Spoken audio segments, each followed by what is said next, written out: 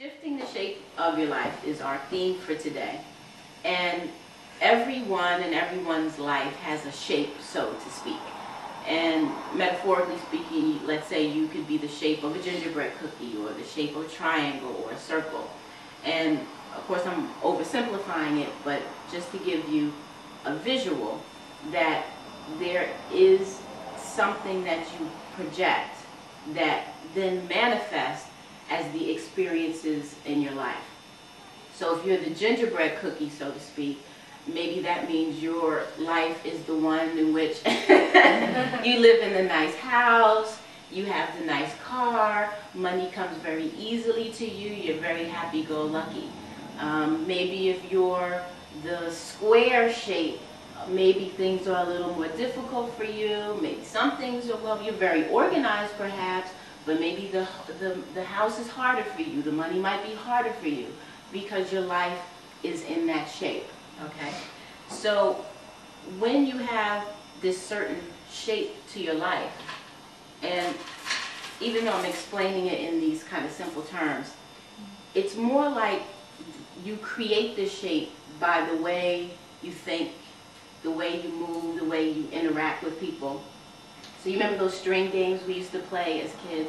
So you just imagine, like, every time you do something, every time you think something, you kind of create this pattern.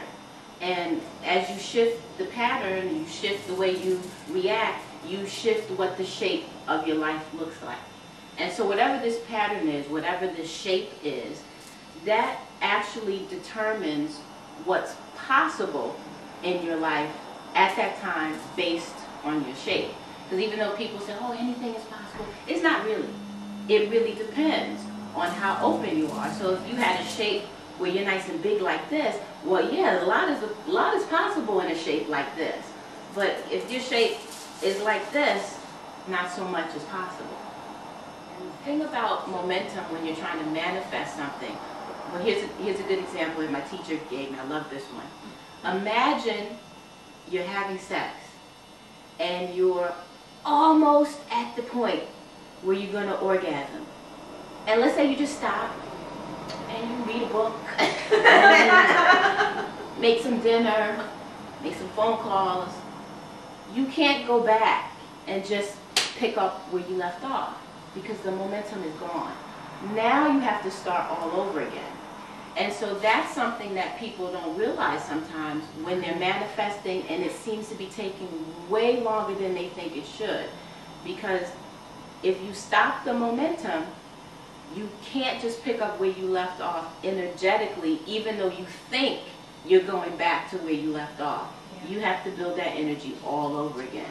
It could take you forever trying to manifest something that way. So a lot of times I find with people that the difficulty sometimes in shifting is because they're not doing the homework. They're not doing the exercises that shift the energy. It's almost like, you know how you go to a gym and you work out? You're working out because you're exercising that muscle.